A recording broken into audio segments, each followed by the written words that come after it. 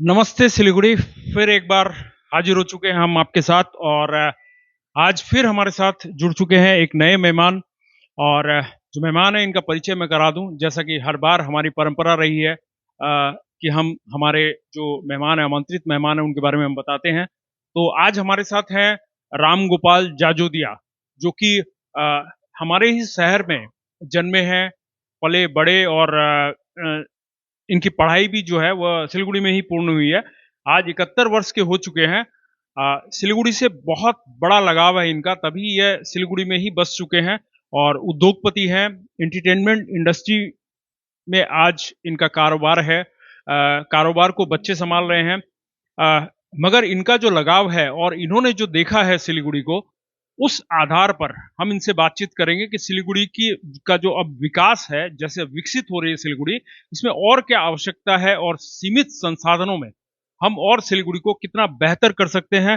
थोड़ा सा और बता दूं राम गोपाल जी के बारे में। राम गोपाल जी सीआईआई के भी चेयरमैन रह चुके हैं। थर्ड चेयरमैन थे जब थर्ड थे या सेकंड थे, थर्ड टर्म के चेयरमैन रह चुके हैं। तो और आगे इनसे बात करेंगे, इनके बारे में भी बताएंगे। पहले मैं इनका स्वागत करता हूं। राम गोपाल जी, आपका हार्दिक स्वागत है हमारे इस शो में। अमृत भोग राइस द्वारा प्रेजेंट किया गया है। नमस्ते सिलीगुड़ी। नमस्कार, नमस्ते सिलीगुड़ी। सबसे पहले राम गोपाल जी, क्योंकि आप सिलीगुड़ी को बहुत सालों से जानते हैं, आप काफी लंबे अरसे से सिलीगुड़ी में रह रहे हैं। यूं कहूं कि पुश्तैनी आपका मकान है और सिलीगुड़ी में एक और चीज है जो इनकी पहचान है।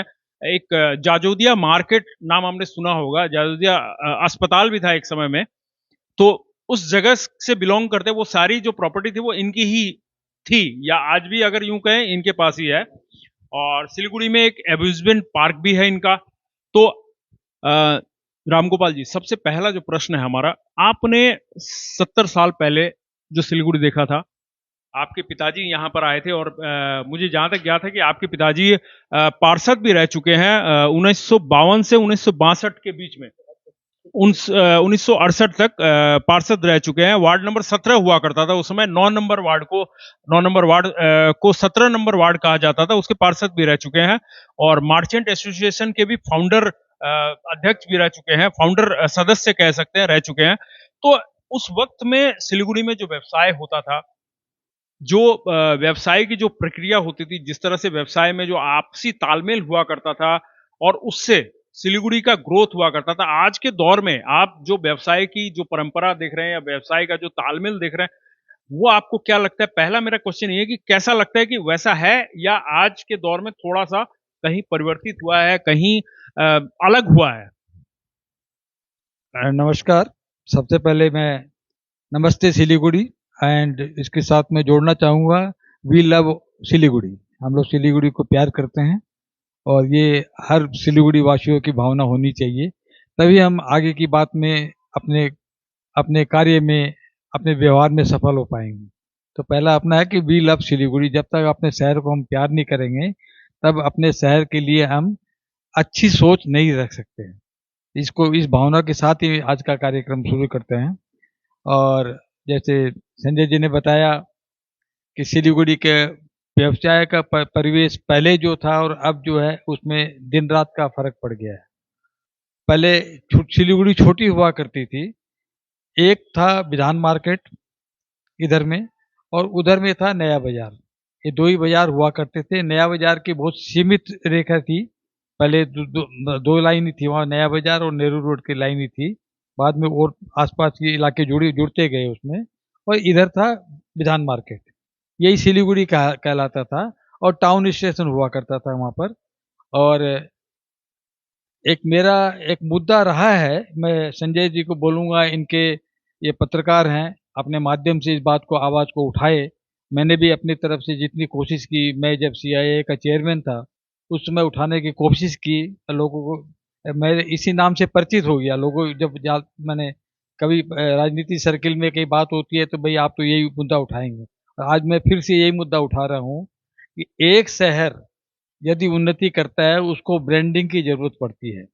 हम आज क्लेम करते हैं कि सिलीगुड़ी बंगाल में दूसरा सबसे बड़ा शहर है, तो शहर के दो दो पेरेंट होते हैं, एक होता है माता, एक पिता। माता होती है, समझ लीजिए, मान के चलिए कि अपने रेलवे स्टेशन, और पिता होता है एयरपोर्ट। न माँ का नाम हमारा है, न पिता का नाम हमारा है। सिलीगुड़ी की ब्रांडिंग कैसे होगी? तो मेरा मुद्दा ये था कि बागडोगरा एयरपोर्ट में जो टिकटें होती हैं, वो टिकटें में सिलीगुड़ी लिखा जाना चाहिए। तो काफ़ी प्रयास करने के बाद हमारे राज बसु को पूरी कहानी मालूम है। नेट में सिलीगुड़ी आने लग गया है, आप मारेंगे तो नेट में सिलीगुड़ी आएगा, लेकिन टिकटिंग अभी भी बागडोरा है। Siliguri is the Bagdogra is the only airport in the country, मैं बोल रहा हूँ, क्लेम करके बोल रहा हूँ, जहाँ पर बागडोगरा एयरपोर्ट के नाम से टिकट इशू होती है। मैं 10 नाम गिना सकता हूँ। बोरजार एयरपोर्ट है, डिब्रूगढ़ एयरपोर्ट है, लखनऊ एयरपोर्ट है, जयपुर एयरपोर्ट है, पटना एयरपोर्ट है, दिल्ली एयरपोर्ट है, कलकत्ता एयरपोर्ट है, बॉम्बे एयरपोर्ट है। सब जगह शहर के नाम से टिकट इशू होती है। इस मुद्दे को उठाया गया था, उस समय उठाया गया था, तो उस समय एयरपोर्ट अथॉरिटी से मीटिंग हुई थी। उन्होंने कहा था कि भाई ये IX भी है, ये ATC जो है आर्मी का है, ये एयरफोर्स का है, इसलिए हो नहीं सकता। तो मैंने उनको फिर काउंटर किया, अगरतला IXA है, वो भी आर्मी का है, तो वहां पर अगरतला के नाम से टिकट क्यों इशू होती है? यहाँ बागडोरा सिलीगुड़ी क्यों नहीं इशू होती है? सिलीगुड़ी होते, अब आप सब इस बात से परिचित हैं, सब इस बात को समझेंगे कि सब आप हम लोग जहाँ दूर दूर दराज जाते हैं, साउथ में, वेस्ट में कहीं जाते हैं, तो हमें पूछा जाता है सिलीगुड़ी क्या आसाम में है क्या? ये सवाल बहुत कॉमन है। तो हमारी अभी तक पहचान नहीं बन पाई है। तो समय चेंज हो गया है, व्यापार का परिवेश भी चेंज हो गया है, ऑटोमेशन हो गया है, डिजिटल हो गया है, नए बच्चे पढ़ लिख के व्यवसाय में आ गए हैं, तो सारा खेल ही बदली हो गया। तो नए सिरे से हम लोग डेवलपमेंट की को सोच से, नए सोच के साथ आगे बढ़ना पड़ेगा, तभी हम आगे जाके कामयाब होंगे। और सिलीगुड़ी का ब्रांडिंग होना बहुत जरूरी है। मैं बार बार ये बात बोलता हूँ, आपसे भी संजय जी, आपसे भी रिक्वेस्ट करूंगा। यही हमारा मुद्दा भी है। रामगोपाल जी, आप ने जो बात कही, हम भी नमस्ते सिलीगुड़ी की पहल इसीलिए हमने की है कि हमारा जो नमस्ते सिलीगुड़ी बोलने का मतलब ही यह है कि हमारा सिलीगुड़ी का नाम हर जगह जाना चाहिए। सिलीगुड़ी एक महत्वपूर्ण शहर है पूरे बंगाल का, बावजूद इसके इसका रेलवे स्टेशन अपना नहीं है। रेलवे स्टेशन है लेकिन उसमें सिलीगुड़ी का नाम नहीं आता है, NGP रेलवे स्टेशन आता है। बागडोगरा भी जो विमान का जो सबसे बड़ा, अगर हम देखें पूरे एरिया का, नेपाल के लिए भी या इसके लिए भी, तो वहाँ काफी लोग आ रहे हैं, काफी बड़ी संख्या में आ रहे हैं, लेकिन वहां भी सिलीगुड़ी का नाम नहीं, जो आपने भी कहा।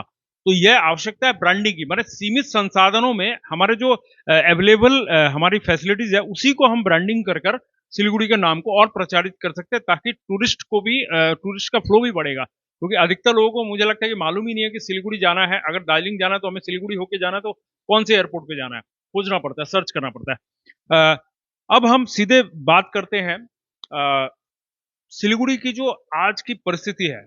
यहाँ पर लोगों को एक जगह से दूसरे जगह जाने में काफी लंबे समय का इंतजार करना पड़ता है, जैम के सम्मुख होना पड़ता है, परेशानियों को झेलना पड़ता है। ऐसी हमारे पास कंप्लेन आती है, हमने खुद भी देखा है कि जो रास्ता 5 मिनट का, 7 मिनट का है, वह भी 20 मिनट का लंबा हो जाता है। ऐसे लगता है कि वो रास्ता खत्म ही नहीं हो रहा है। तो इस समस्या का समाधान में आपने क्या सोचा? आप खुद भी ट्रेवल करते हैं, इधर से उधर जाते हैं, तो आपको क्या लगता है कि इसका क्या समाधान होना चाहिए? देखिए, ऐसा है कि जब सिलीगुड़ी में समस्या की बात होती है, पहली समस्या ट्रैफिक की आती है, और ये समस्या कभी मिटने वाली नहीं है। इसका कारण है, सिलीगुड़ी बसा था कुछ सीमित लोगों के लिए, अब ये शहर बन गया है। शहर के हिसाब से यहाँ रास्ते नहीं है, अब रास्ते बनने की गुंजाइश भी नहीं है। क्यों? अब रास्ता आप चौड़ा करके, किसी का मकान टूट के तो रास्ता चौड़ा हो नहीं सकता है, तो वो समस्या रहेगी। इसका एक ही रास्ता हो सकता है, जो हर शहरों में होता आया है, डिसेंट्रलाइजेशन ऑफ सिलीगुड़ी। सिलीगुड़ी को डिसेंट्रलाइज करना पड़ेगा, इस और बढ़ाना पड़ेगा, बाहर जाना पड़ेगा। सिलीगुड़ी की समस्या क्या है कि सिलीगुड़ी का डेवलपमेंट और सिलीगुड़ी का विस्तार दोनों का मिसमैच है, कभी मेल मिला नहीं। आज के जमाने के हिसाब से ये होता है कि पहले एरिया डेवलप की जाती है, बेसिक सिविक इंफ्रास्ट्रक्चर डेवलप किया जाता है, सीवरेज है, रोड है, नाले हैं, डेवलप किया जाता है, उसके बाद शहर बसता है। लेकिन यहाँ उल्टा होती आया, पहले शहर बस गया, फिर हम सिविक एम्यूनिटी की बात करते हैं, तब तो नहीं होगा। ये समस्या रहेगी। आप ये सस्ता, इसका निदान हम रास्ता बिना छोड़े किए निदान हो नहीं सकता है। या एमआरटीसी बोलते हैं, मास रेलवे जो ट्रांजिट सिस्टम है वो लाए हम, या मोनो रेल लाए, ऐसी कोई भावना आए तब जाके काम हो सकता है। तो इस अवस्था में बढ़ना बड़ा मुश्किल है। इसके बेस्ट साधन यही है, जैसे उत्तरायण का डेवलपमेंट हुआ, इस हिसाब से सिलीगुड़ी और जलपाईगुड़ी को जैसे हैदराबाद सिकंदराबाद जैसे है, वैसे सिलीगुड़ी के इधर से बढ़े, उधर से जलपाईगुड़ी बढ़े, तो एक ट्विन सिटी के हिसाब से डेवलप हो सकता है और यहाँ पर ऑर्गेनाइज डेवलपमेंट किया जा सकता है। अभी भी संभावनाएं हैं, तो हमको उसकी तरफ ज्यादा ध्यान देना है। हम इसमें पड़े रहेंगे कि इसको डेवलप करते रहेंगे, इसको रास्ते कैसे छोड़ेंगे, न ये होगा, हमारा समय भी बीत जाएगा। हम 10 साल से यही बात करते हैं, आज तक हमारा कोई अचीवमेंट ज्यादा कुछ नहीं हो पाया। क्यों? कि हम यदि आज 100 कदम बढ़ते हैं तो ट्रैफिक 200 कदम बढ़ के गाड़ियों की संख्या बढ़ जाती है। तो इसका कभी निदान हो नहीं सकता है। प्रैक्टिकल निदान है डिसेंट्रलाइजेशन ऑफ सिलीगुड़ी, और सिलीगुड़ी का विस्तार और सिलीगुड़ी का डेवलपमेंट दोनों साथ साथ मैचिंग करके चले, तभी इसका कोई निदान हो सकता है। तो रामगोपाल जी बता रहे हैं कि डिसेंट्रलाइज ऑफ सिलीगुड़ी, मतलब सिलीगुड़ी का विस्तार के बारे में बात कर रहे हैं। अगर हम विस्तार के बारे में बात करें तो शायद कहीं ना कहीं इस समस्या का समाधान हो सकता है। मगर रामगोपाल जी, मैं अगर आपकी बात से सहमत हूं, मगर इसमें क्या और एक चीज नहीं हो सकती है? जो हम समाधान की अगर बात करें तो जिस तरह से जो सड़कें हैं वो सिकुड़ चुकी है, उसका कारण है पार्किंग, प्लस जो अवैध तरीके से जो रास्ते को दबा लिया गया है, या यूं कहें कि रास्ते का उपयोग किया जा रहा है, उसको तो कहीं ना कहीं खत्म किया जा सकता है अगर मंशा हो तो। देखिए, ऐसा है कि इस पर कई बार विवेचना हम लोग कर चुके हैं। यहाँ पर क्या है कि हिलकाट रोड में कुछ हद तक फुटपाथ हैं जो कुछ काम कर रहे हैं, जिससे लोगों को सुविधा भी होती है। एसएफ रोड है, बर्दवान रोड है, या सेवक रोड में फुटपाथ नहीं है कई जगह, तो उस फुटपाथ को होना जरूरी है, जिससे पेडिस्ट्रियन जो है, पैदल चलने यात्री हैं, उनको सुविधा हो सके, एक्सीडेंट की संभावना कम हो सके। अब जहाँ जो टोटो की संख्या बढ़ गई है, गाड़ियों की संख्या बढ़ गई है, देख हम लोग लोकतांत्रिक देश में रहते हैं, यहाँ पर गरीबों की आवाज उठनी वाजिब है कि आज यदि हम बोलेंगे टोटो बंद कर दीजिए, ये बंद कर दीजिए, बहुत सी समस्याएं आएगी उसमें, उसमें निदान होगा नहीं, बातें अटक जाएगी।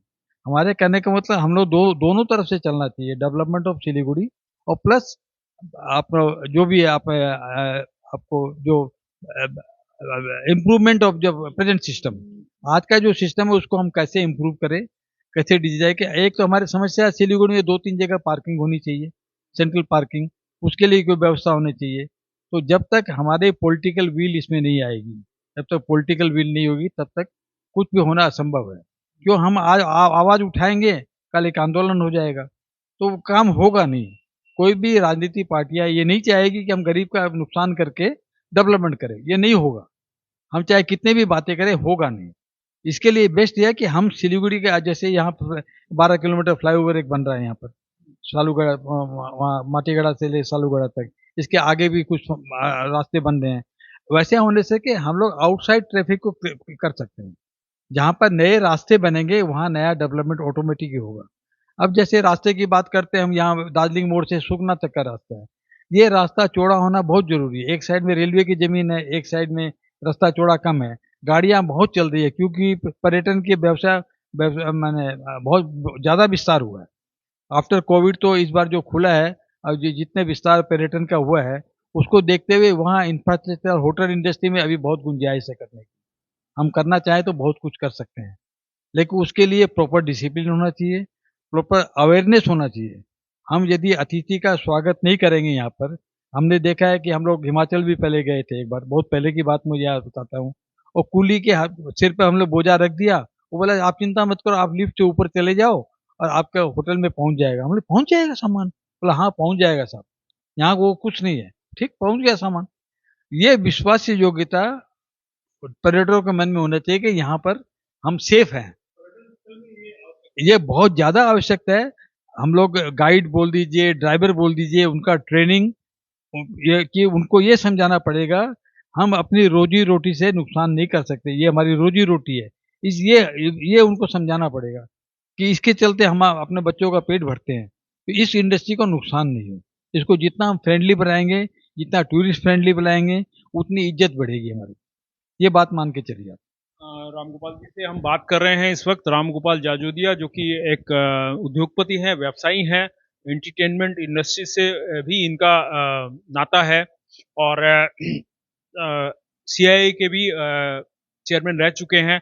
अनुभव है, एक लंबा अनुभव है जिसको हम साझा करके ये जानने की कोशिश कर रहे हैं, जो कि हमारा विषय ही है कि हम सिलीगुड़ी को नमस्ते सिलीगुड़ी के माध्यम से कैसे सिलीगुड़ी में और विकास कर सके, कैसे सिलीगुड़ी की रफ्तार को और बढ़ा सके, जहां से हमें हमारी ग्रोथ नजर आए, हमारे जो लोग हैं उन्हें ग्रोथ नजर आए, और साथ ही जो सिलीगुड़ी में आने वाले पर्यटक हैं उन्हें भी एक अच्छा माहौल मिले, उन्हें लगे कि हाँ हम सिलीगुड़ी गए हैं तो हम रेफर भी करें और लोगों को। मेरा मकसद एक ही है, मैं फिर आपको बता दूं कि सिलीगुड़ी पर्यटक बहुत आते हैं, मगर सिलीगुड़ी एक ट्रांजिट पॉइंट बनकर रह चुका है, सिर्फ एक ट्रांजिट पॉइंट है। मैं आपको बता दूं, ये बात गौर कीजिएगा, यहां पर पर्यटक आते हैं, अगर उन्हें कार्यवश आते हैं, व्यवसाय हेतु आते हैं तो उन्हें रुकना पड़ता है, अदरवाइज यह एकमात्र ट्रांजिट पॉइंट है। रामगोपाल जी, इतने सालों के अनुभव से आप क्या कह सकते हैं कि सिलीगुड़ी को ट्रांजिट पॉइंट से ऊपर उठकर पर्यटक स्थल में कैसे तब्दील किया जा सकता है, क्या है इसके ऑप्शंस? मैं पर्यटन से अलग हट के थोड़ा बात करना चाहूँगा संजय जी।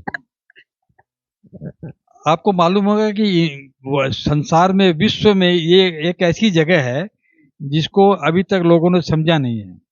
ये चिकन नेक जो हम बोलते हैं, जिसमें 4 कंट्री की बाउंड्री यहाँ पे मिलती है। एक बार हम लोग इंग्लैंड जब गए थे, वहाँ पर भी बात चलाई थी, तो वहाँ लोगों ने आश्चर्य किया, अरे इतनी बड़ी, इतनी ये ऐसी जगह की 4 कंट्रीज मीट टुगेदर वहाँ पर। तो वो बोला कि ये बड़ी एडवेंचरस जगह होगी, जाना चाहिए। वो तो डेनिश चैम्बर ऑफ कॉमर्स के प्रेसिडेंट है, मुझे कहा। तो वो मैंने उनके, हम अपने पास ये है, और दूसरा ये बहुत सेंसिटिव एरिया है। ये ट्रांजिट केवल खाली ट्रांजिट टूरिस्ट का ट्रांजिट पॉइंट नहीं है, इसमें ट्रांजिशन में बहुत कुछ आते हैं यहाँ पर, जो सरकारी आंकड़े में उनको पता होगा, उनके सरकारी प्रशासन को पता होगा इस बात का। तो इस बहुत सेंसिटिव एरिया है, इस सेंसिटिव एरिया का डेवलपमेंट जो है, डेवलपमेंट के साथ साथ इस एरिया का सिक्योरिटी भी हम लोग को देख के चलना है।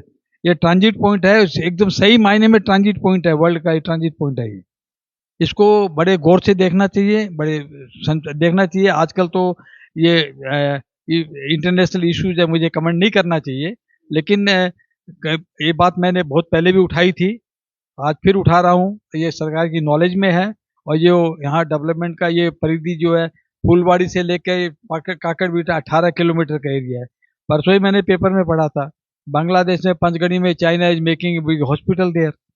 आप हेडलाइंस में देख लीजिए कि यहाँ पर इतनी बड़ी हॉस्पिटल का क्या रीजन हो सकता है। मैं हिंट कर रहा हूँ आपको कि ऐसी सेंसिटिव बेल्ट है ये, यहाँ पर गौर करने की जरूरत है। और गौर नहीं, इसमें मीडिया का, आप लोगों का बहुत बड़ा रोल है, अपना रोल प्ले कीजिए इसमें, जो सिलीगुड़ी सेफ रहे, इंडिया सेफ रहे, बंगाल सेफ रहे, इंडिया सेफ रहे, इसकी बहुत ज़्यादा ज़रूरत है। इस और मैं ज़्यादा क्या कहूँ। पर्यटन के लिए तो पर्यटन से ऊपर, जैसे आप बात करेंगे, हम लोग इंडस्ट्रियल कर सकते हैं। क्यों? ये नॉर्थ ईस्ट कंजम्पशन एरिया है, प्रोडक्शन एरिया कभी नहीं रहा पहले, अब ये प्रोडक्शन में परिणित हो रहा है। तो यहाँ पर जब माल दिल्ली बॉम्बे आके आसाम में जाता था, तो सिलीगुड़ी से जाके सस्ता पड़ेगा। तो यहाँ पर गुंजाइश है काम करने की। सरकार के साथ हाथ मिला के हम लोग भी चेंबर ऑफ कॉमर्स से भी कर रहे हैं, हर संस्थाएं कर रही है, यहाँ पर चेष्टा कर रही है, उसका फल भी मिला है। स्मॉल स्केल इंडस्ट्री में, एमएसएमई में फल भी मिला है, और आगे ज़्यादा गुंजाइश है, आगे भी फल मिलेगा। उसके लिए प्रॉपर एक रिसर्च वर्क भी होना चाहिए, पोटेंशियल रिसर्च, क्या क्या बन सकता है, क्या क्या नहीं बन सकता है। क्या भाई हर चीज़ तो बना के नहीं पहुँचा सकती, जिसका रॉ मटेरियल यहाँ पर है, इंडस्ट्री चलेगी, क्या चीज़ पे जाएगी, आइदर कंजम्पशन जहाँ पर हो वहाँ चलेगी, या फिर रॉ मटेरियल जहाँ अवेलेबल हो वहाँ चलेगी। दूसरा एक बात और जान रहा हूँ कि जो अभी जो मार्केटिंग जो जो चल रही है, बड़ी बड़ी कंपनियां मार्केटिंग में आ गई है, सिलीगुड़ी लॉजिस्टिक हब बहुत बड़ा बनेगा भाई। बड़ी बड़ी जैसे फ्लिपकार्ट है या वॉलमार्ट है, जो भी है, बड़े बड़े अपने स्टोर्स यहाँ बनाने की गुंजाइश है, इसकी बहुत बड़ी संभावना है।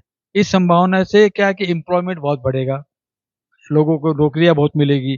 तो इस पर गौर करना चाहिए, बहुत सरकार के साथ मिलके हम लोग को अपना भी अपने अपने अपने कोशिश के हिसाब से, जमीनें लोगों को खाली पड़ी हुई है, कोशिश करना चाहिए कि लॉजिस्ट आ जाए यहाँ पर। एक आदमी नहीं सके तो 4 आदमी मिल के करे, ये बड़ा प्रोजेक्ट आ सकता है। उस जंग की संभावनाएं विकसित की जा सकती है।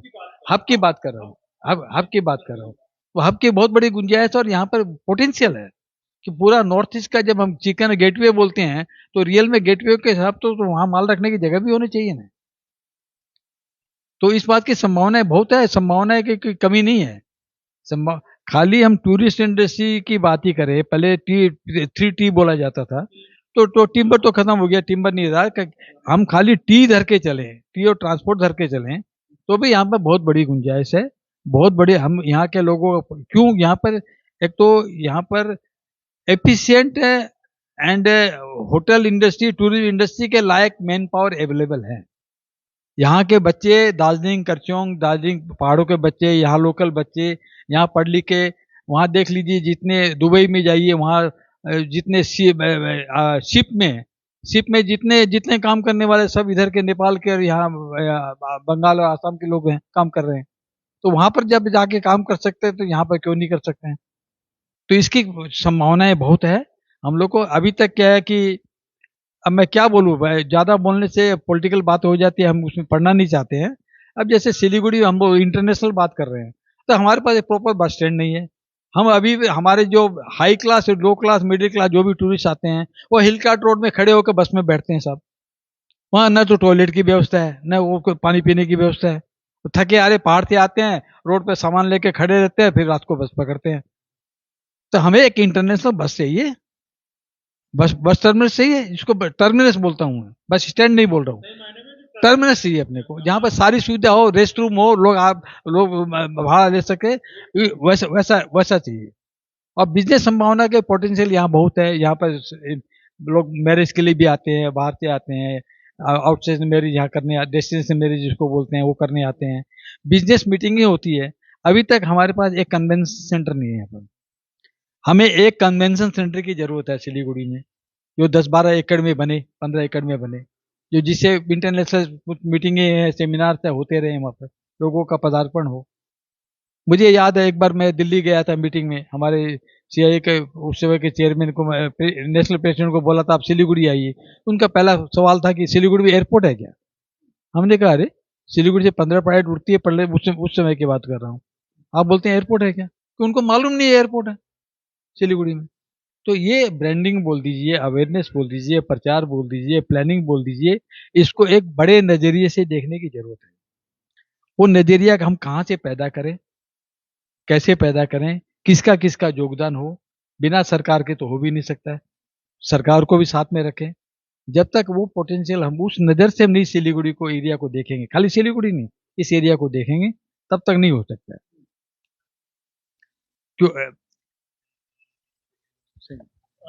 रामगोपाल जी बता रहे थे कि एक इंटरनेशनल लेवल का बस स्टॉप की आवश्यकता है, यहाँ पर बस टर्मिनस की आवश्यकता है। टर्मिनस अगर सही मायने में गए, जहाँ पर सारे सुविधा होने चाहिए, जहाँ पहाड़ से यात्री जब पर्यटक आते हैं या बाहर से जब पर्यटक आते हैं, उन्हें जब वेट करना पड़ता है, उस दौरान उनके पास सुचारू रूप से शौचालय की व्यवस्था नहीं है या वेटिंग रूम की व्यवस्था नहीं है, सामान सड़कों पे रखा रहता है, ये एक परेशानी झेलनी पड़ती है। तो इसके लिए सरकार को पहल करनी चाहिए, प्रशासन को पहल करनी चाहिए, रामगोपाल जी का मानना है। यह पॉइंट, बड़ा पॉइंट उठकर आया है। जैसा कि हम हर बार किसी न किसी विषय पर चर्चा करते हैं, तो एक चर्चा में एक महत्वपूर्ण विषय उठकर आता है। इस बार यह, मुझे लगता है कि यही एक महत्वपूर्ण विषय है पर्यटन को बढ़ाने के लिए, बढ़ावा देने के लिए।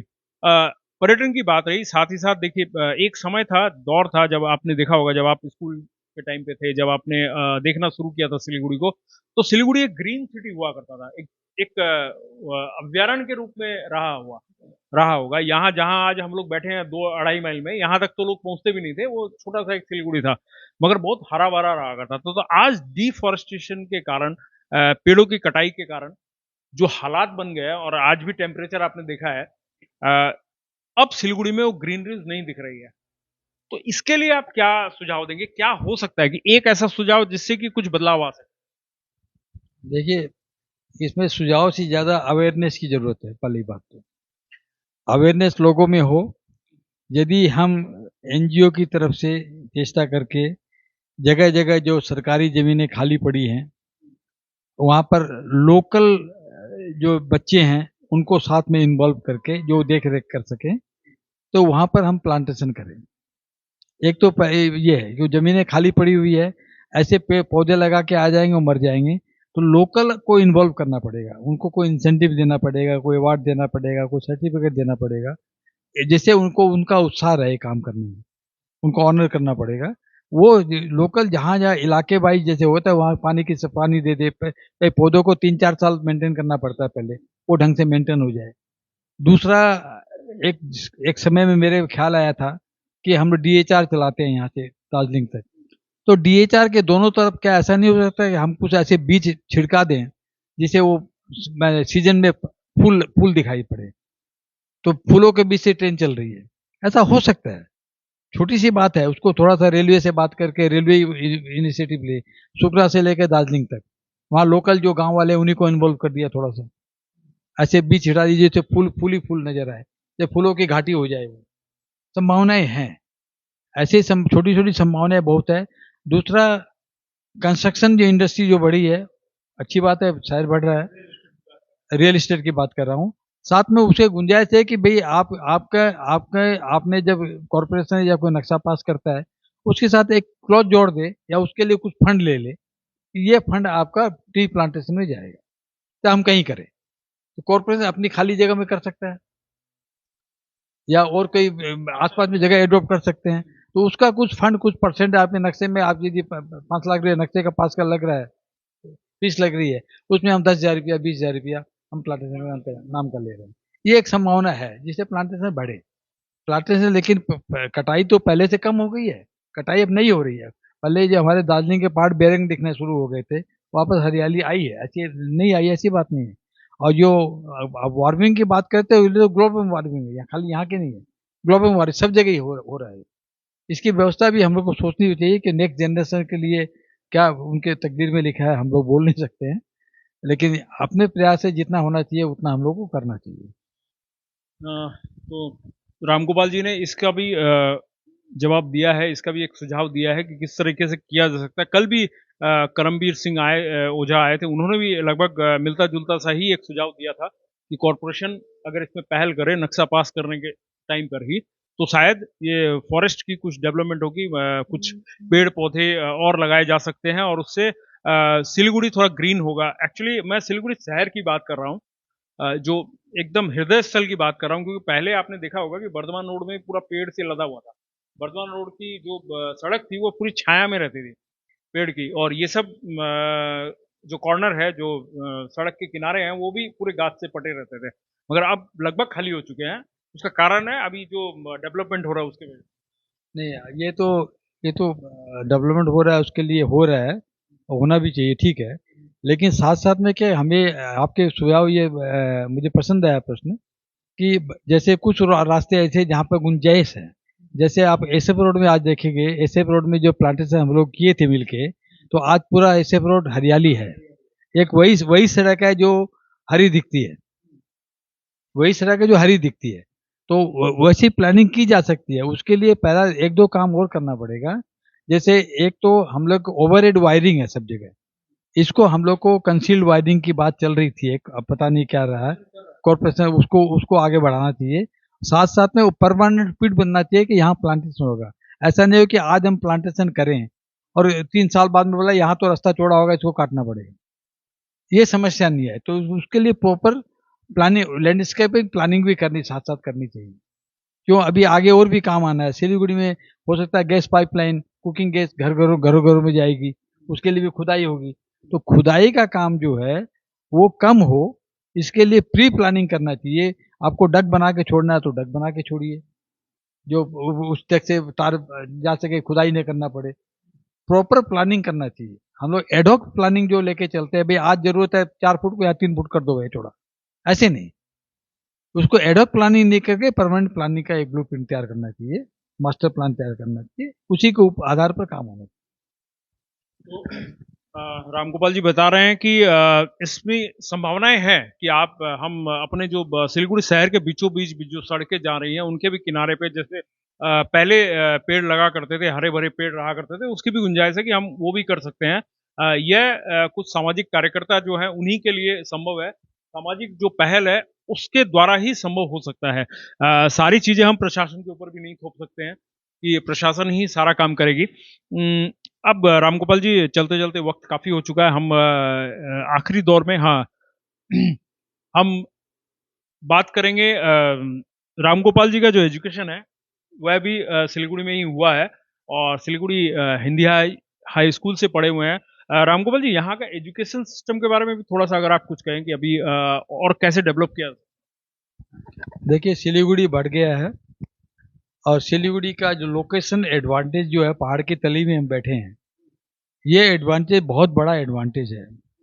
आज कोटा जो है, कोटा किस लिए प्रसिद्ध है? कोटा में देखने की क्या चीज है? न तो वहाँ क्लाइमेट है, इसलिए प्रसिद्ध है कि कोटा में एजुकेशन है, कोचिंग सेंटर्स हैं। मैं खाली कोचिंग सेंटर की बात नहीं कर रहा हूँ, मैं एजुकेशन की बात कर रहा हूँ। Siliguri can be A biggest education hub in India, जहाँ पर हम बैठे हैं। इसके लिए सरकार को प्राइवेट में, हालांकि कुछ स्कूलें आ रही हैं, ये बढ़िया कॉलेज आना चाहिए, हाईटेक जैसे टेक्निकल इंस्टीट्यूट आनी चाहिए, उसकी यहाँ पर बहुत बड़ी संभावना है, वो आने की जरूरत भी है। कि यहाँ का क्लाइमेट भी 2-3 महीने को छोड़कर बाकी साल भर अच्छा क्लाइमेट है यहाँ का। और ये हब जो है, यहाँ पर कनेक्टिविटी बहुत बढ़िया हो गई है। ये बागडोगरा एयरपोर्ट और बढ़ जाता है अभी 2 साल के अंदर में, तो ऑल इंडिया से कनेक्टिविटी और इंटरनेशनल कनेक्टिविटी यहाँ डेवलप हो जाएगी। तो एजुकेशन हब तो यहाँ बहुत ज़्यादा इसकी संभावनाएं हैं। इसको यदि हम मिल के, क्यों अभी हम लोगों ने देखा है कि कुछ एरिया में एजुकेशन हब डेवलप हुए हैं, किसने स्कूल बनाई है, ये बनाई है, तो वहाँ धान के खेत में स्कूल बन गई समझ लीजिए। तो वहाँ पे कोई सरकारी डेवलपमेंट नहीं पहुंचा। वहाँ पर प्रॉपर सीवरेज हो, प्रॉपर ढंग से अलॉट को जगह बने और प्रॉपर डेवलपमेंट हो, लैंडस्केपिंग हो, उसके बाद बने तो उसका लुक अच्छा आता है, उसका मैसेज अच्छा जाता है, एक प्रॉपर डिसिप्लिन भी लगता है। और दूसरा साथ साथ में हेल्थ टूरिज्म, एजुकेशन यहाँ हेल्थ भी जुड़ा हुआ है। ये हेल्थ टूरिज्म की बहुत बड़ी संभावना यहाँ पर है। यहाँ से हजारों लाखों लोग, हम लोग बाहर जाते हैं, साउथ जाते हैं, और यहाँ पर जैसे मैंने अभी कहा कि वहाँ पचगढ़ी में एक, जैसे पेपर न्यूज के हिसाब से बता रहा हूँ कि बहुत बड़ा 2500 को 2500 करोड़ का हॉस्पिटल आ रहा है, वहाँ काम शुरू हो गया। तो इतने बजे हो सकता है यहाँ से हम बांग्लादेश जाएं ट्रीटमेंट कराने, आगे जाके पास में ही पड़ेगा, 1 घंटे का रास्ता है यहाँ से, नक्सलवाड़ी जाना है, जितना बड़े जाना है आपको, तो हम क्यों नहीं अपने आप ही कर सकते हैं? यहाँ सारी संभावनाएं हैं।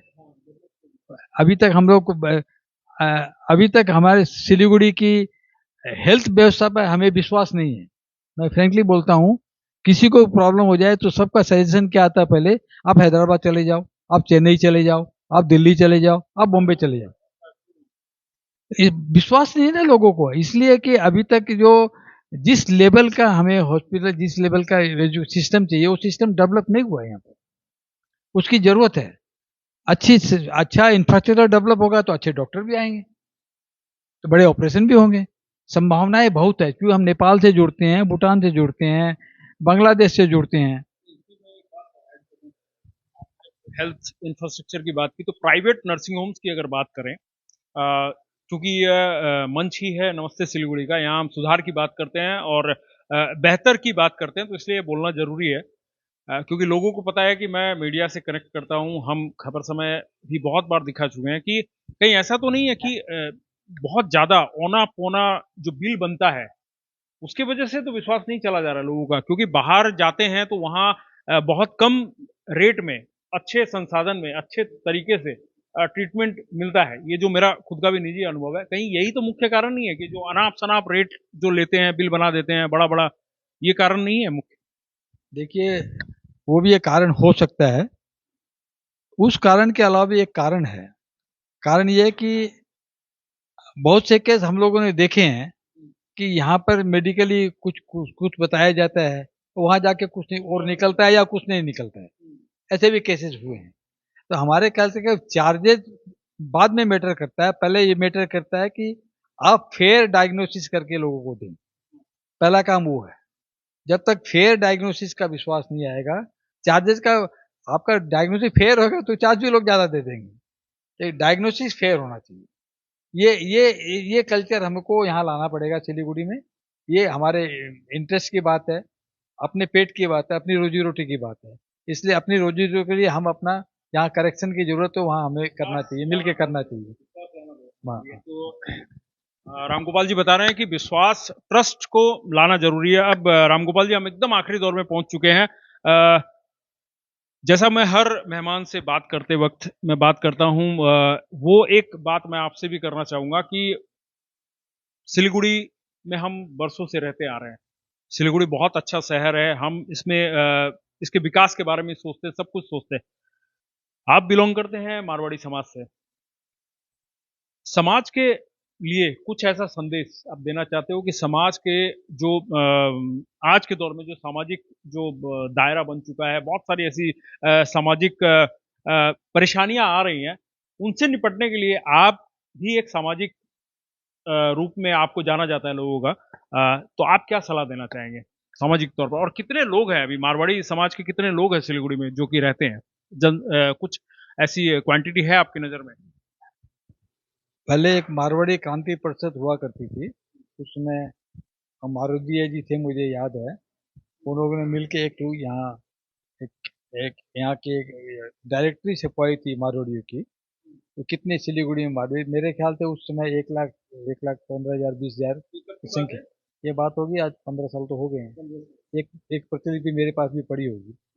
1 लाख अंदाज बता रहा हूँ मैं। हाँ हाँ, 1 लाख प्लस ही थे।